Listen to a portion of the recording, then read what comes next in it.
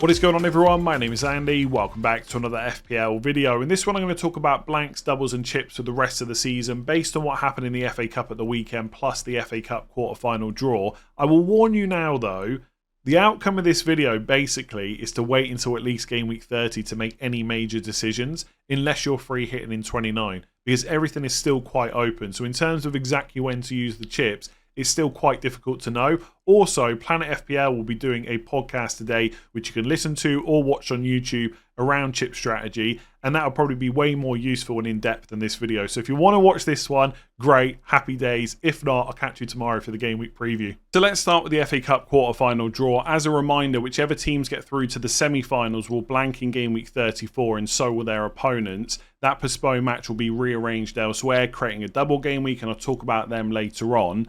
The FA Cup quarter-final matches will be played between game weeks 29 and 30. So by the time you get to the game week 30 deadline, you will know who's blanking in game week 34, which is obviously very important information. There's also an international break between game weeks 29 and 30. So basically, game week 29 gets played, players go on international duty, some of them come back and play FA Cup matches, then it's the game week 30 deadline. The reason I mention that is a lot of people are thinking about wildcarding in game week 30, and it could be a really good week to do it. I might do it as well, but don't have the idea that you're going to get to spend the whole international break thinking about your team, because actually the game week 29 deadline is on the 15th of March. Game week 30 deadline is on Tuesday, the 1st of April. The FA Cup matches aren't being played until the Saturday or Sunday just before.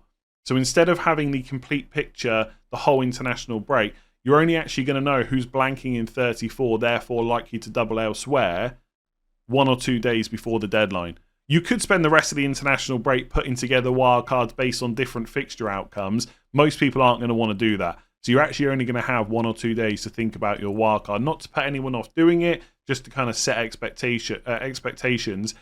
In terms of the draw, Fulham versus Crystal Palace, Preston North End, the only non-Premier League team left in, versus Aston Villa, Bournemouth versus Man City, and then Brighton are playing Nottingham Forest, who beat Ipswich last night on penalties. Initial thoughts are that is a very hard draw to call. Like most of those fixtures, I think if we were putting money on any team to definitely get through, it would probably be Aston Villa because they're not playing a Premier League team. But even in that case, they're playing away from home. So it's a difficult draw to call. Therefore, any major decisions around chip should really be put off as long as possible. If Fulham beat Crystal Palace, then Fulham and Southampton will blank in 34 and then double elsewhere. That would also mean that neither Newcastle or Palace could have back-to-back double game weeks. So we know Newcastle and Palace are doubling in 32. Newcastle and Ipswich, who play each other in 34, are both out of the FA Cup. So they cannot have back-to-back doubles, Newcastle. For Crystal Palace to double in 32 and 33, they need to beat Fulham. If Fulham beat Palace, that can't happen. So it would be Fulham and Southampton doubling instead. If Palace beat Fulham away from home, which they did recently in the league, then Crystal Palace and Arsenal will double, right? With Aston Villa and Man City, they've been drawn away from each other, but they play each other in game week 34. So it only needs either Villa to beat Preston or Man City to beat Bournemouth, and Villa and Man City will blank in 34 and double elsewhere. If they both lose, then that fixture will be on in game week 34. If Villa were to beat Preston, therefore Villa and Man City doubling, but also Bournemouth beat Man City, then Bournemouth and Man United will blank in 34 and also double elsewhere. If Villa and Man City both win, then obviously it only postpones one fixture. Brighton versus Forest. If Brighton win, then Brighton and West Ham will blank in 34 and double elsewhere. If Forest win, then Forest and Brentford will blank in 34 and double elsewhere. There's so much information to be gathered from this draw. Unless you're locked in on free hit 29, I would try and put off as many decisions as possible. This draw is really hard to call, and the outcomes from it are going to dictate when you want to use your chips later on, which players you want to target, and stuff like that. In terms of wildcarding early, like in 28 or 29, because you could see the draw and then try and figure out who was going to get through, I honestly think that idea has kind of died now. Because it's so hard to predict. Even if you're super confident, it's definitely going to be Palace, it's definitely going to be Villa, it's definitely going to be Bournemouth. All it takes is a few upsets and suddenly your wildcard team just doesn't look as good. So unless your team is in dire need of a wildcard right now or in 29, I'd really try and put it off until later on. So for game week 34, there's now 4 matches that are definitely going to be on because all 8 teams are out of the FA Cup. So Newcastle versus Ipswich, which I just mentioned, Wolves versus Leicester, Chelsea versus Everton, and Liverpool versus Spurs. For anyone that was thinking about free hitting in 34, which I was, this means there's lots of good players to pick from, right? A triple up on Liverpool, Chelsea and Newcastle, for example. A couple of Wolves players looks decent. But the more good fixtures that go into that game week, the less that free hit 34 might be needed. So all I would say is keep an open mind about when you might use your chips later on. It might be that free hit 34 is just not needed because of the amount of fixtures that are on that week. Ben Crellin, who I'd recommend following, did tweet about this. He said there'll only be 3 postponements in game week 34 if Man City beat Bournemouth or if Preston beat Aston Villa.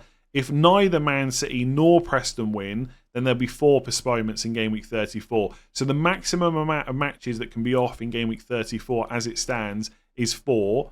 Potentially it could just be 3. So free hit 34, which weeks ago was looking pretty good, might still be viable, but probably less so now. So we've talked for a while about how game week 33 would probably be the biggest double game week that we've got left this season. And Ben Handley put a tweet out the other day talking about the likelihood of game week 34 fixtures moving to double game week 33 if they're postponed. And this is what he said.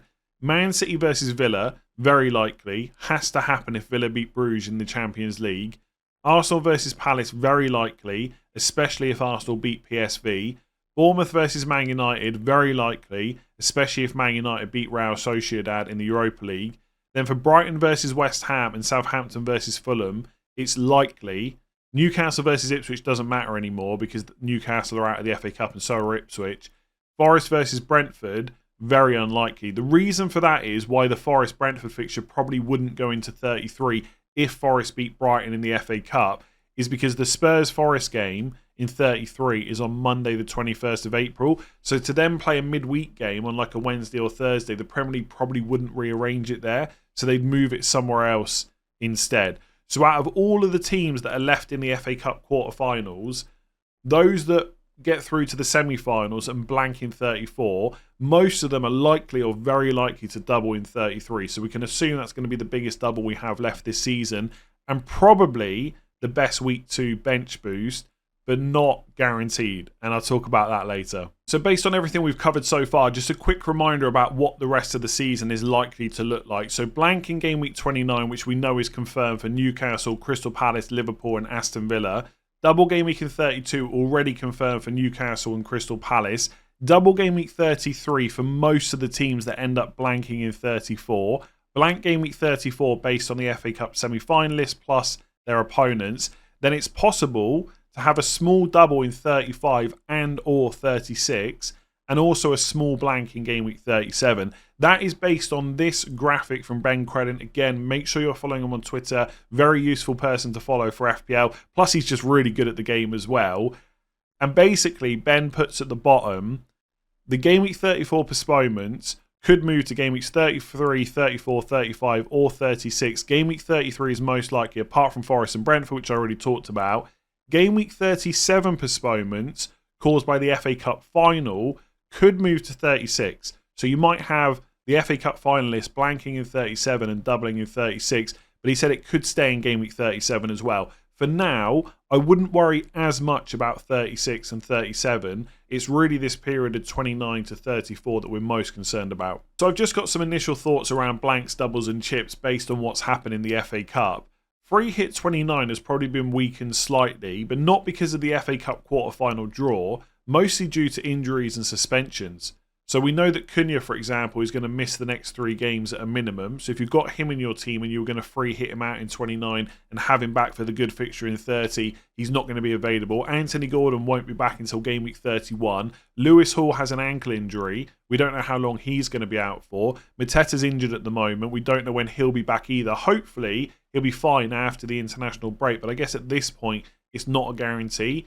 So for that reason, 29 has probably been weakened a little bit. But I think if you were all in on that strategy, I probably wouldn't back away from it unless you can get through 29 without it. And if you can, I would probably do that. Also, by the way, I think part of free hit 29 was to hold Liverpool players, and based on the draw and the likely blanks in 34 and stuff like that, I think people will be more keen to hold on to Liverpool players than perhaps they would have been before. So free hit 29 is not dead, but if you can get out of it without destroying your team over the next couple of weeks, it probably would be quite tempting. Wildcard in 28 and 29 looks tough. Mentioned that earlier. Because of how hard the draw is to call, I wouldn't want to be wildcarding, making decisions based on who's going to get through in the FA Cup, because I think it's difficult to know exactly who's going to win most of those ties. Like, again, even if Villa beat Preston and that makes sure that Man City definitely double, there's no guarantee that Man City will win. Bournemouth are fully capable of winning at home against Man City. I think it's very difficult. I think wildcarding 28-29, I'm not even completely sure what it would look like, although I haven't put a huge amount of thought into it, so I could be completely wrong. Make sure you're listening to Planet FPL's podcast, because I'm sure James will talk about it on there. Wildcard 30, limited tinkering time, and also you might not know the full double game week 33 schedule. So although by game week 30 you will know who's blanking in 34, it's not guaranteed that all those fixtures will go to 33, and you might not have that double confirmation by game week 30. You might have it by game week 31 instead. So where possible, try and leave your options open for 30 or 31 wildcard. I think I'm less likely to sell Salah now. I think free hit 33 instead of free hit 34 might be an option, but I wouldn't be looking to lock that in until we've got the FA Cup quarter-final results. Bench boost 33 has probably been weakened a little bit. That double is not probably going to look as good as we were hoping a few weeks ago. Could maybe use it in 32 instead. But again, you can just put that decision off for now. If you've used wildcard or free hit, I would highly recommend just trying to play through game week 29 and then figure it out afterwards. I do think the way the draws and the blanks and doubles are going to look, it's probably going to be a bit easier to manage for those that have used a free hit or a wildcard. Ultimately, for everyone, hits are going to become more viable over the next few weeks. And if you've used some of your chips, you'll just have to have a more balanced side. You won't be able to go all in on the blanks, all in on the doubles. It probably won't be as bad as you're picturing, and save transfers where possible. They're always handy, especially this time of the season. So I completely forgot about the assistant manager chip. Obviously, with Newcastle out of the FA Cup now, as well as Ipswich, it's impossible for them to have back-to-back doubles in 32 and 33, but it's still possible for Crystal Palace. So maybe using your assistant manager 31 to 33 will still work quite nicely. Ultimately, you're going to have to leave your options open for now. And if it comes down to you needing to wildcard in 31, bench boost in 32 or 33, free hit in the other one, and you've still got your assistant manager left, you can just use it at the end of the season between game weeks 36 and 38. So I really wouldn't panic too much. I know what it's like in FPL. You want to know exactly when you're going to use all the chips. But basically, if you've got them left, if you're not free hitting in 29, you're using every single one after game week 30. So just wait and see. I may have also forgotten about Triple Captain as well, and I'm starting to ask myself why anyone even watches these videos in the first place. I'm expecting the subscriber count to go down today. Essentially, I think Triple Captain is going to be a process of elimination. You're basically going to use it where you're not using other chips because it's probably the least powerful. So let's say, for example, you go for Bench Boost 36, Assistant Manager 31, 33. You might even have to Triple Captain in a non-double game week. And so potentially you could look at using it this week on Salah or Palmer against Southampton at home and Leicester at home, because in terms of single game weeks, they're probably going to be some of the best we have left. And you know that both of those players are fully fit. If you've already used your assistant manager, that's probably going to leave many more game weeks to use it later on, and you might be able to use it in a double. It might be that Nottingham Forest beat Brighton in the FA Cup. They then end up doubling in 35 as not a single game week, but only one of two teams that are doubling. And then maybe you go and put it on Chris Wood instead. So again, it's probably a wait and see. But if you wanted to use it in a single game week just to make sure you get it on someone good, I don't hate using it on Salah or Palmer this week, especially if you've got all your other chips left to use the rest of the season. So this is my basic plan as it stands. I'm 99.999% sure that I'm not going to free hit in game week 29. If possible, I want to roll the transfer in game week 28. And there's two reasons for that. One, it's just nice to have an additional transfer for that blank game week and to be able to make my decisions as late as possible. But also, there's another week's worth of information to gather. For example, I've got Utara in my team. I can maybe get away with him not playing in 28. But if he does play, I'm less worried about him in 29. Therefore, that's one less transfer to use. So I really want to roll this week if I can. any transfers I make for game week 29 need to be good for game week 30 as well. I don't want to put myself in a position where I have to wildcard in game week 30 when we might not have all the information that we need. If possible, I want the option to delay until game week 31. So as an example, if I was looking at bringing in an Everton player who has got West Ham at home in 29, which is pretty good, but Liverpool away in 30, which is pretty bad, I would try and avoid that where possible. So hopefully I won't need to buy Beto, for example. I can look for someone that's got a good fixture in 29 and 30 instead. And for what it's worth, most teams that look good for 29 will for the most part also look good for game week 30. So if you've got Bournemouth players like Kluivert, Semenyo, etc., Brentford at home in 29, Ipswich at home in 30. If Cunha wasn't suspended, or if you had Strand Larsen, for example, Southampton away in 29, West Ham at home at 30, etc. So if you've got a good team for 29, it probably looks good for 30 as well. So it just leaves options open. I think I'm leaning more towards keeping Salah in 29. I was probably going to do it anyway, but it was a genuine discussion point about whether to sell him to get Haaland nice and easy and then just go without him afterwards. The problem is, I don't know exactly when I'm going to free hit now. And if I end up free hitting in 33 for the double, and then obviously I need players outside of that are going to do well. One of those players is Salah. I'd love him for 30, 31, 32, free hit him out for the double, then have him back for 34. And so if I sell him in 29, I lose a lot of team value. I'm not sure I'm prepared to do that. It may be that I sell him anyway and then just wildcarding back in later on and hope that the points I get in 29 make up the team value loss. But I am definitely leaning more towards keeping him now. And by the way, now I've mentioned free hit 33, lots of people will ask when to bench boost, potentially in 32, when Palace and Newcastle double. It probably would mean that most of, if not all of the bench boost players would be single game week players.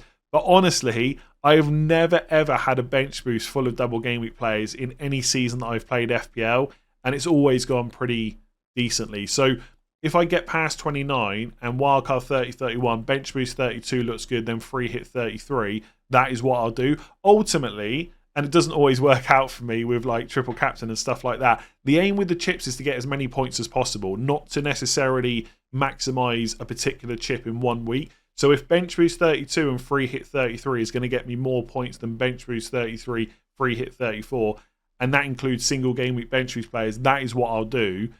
And I'll almost certainly wildcard in 30 or 31. As I said at the start of the video, unless you're free hitting 29, your plan should basically be to delay everything for as long as possible and just decide during the international break or just after. Like, that is it at the moment. The draw has not helped all that much, other than to know it's good to hold your chips and save transfers where you can. I did warn you at the start of the video. If you've enjoyed that, make sure to give it a like, hit that subscribe button, rate 5 stars if you're listening on podcast, and I will catch you again tomorrow.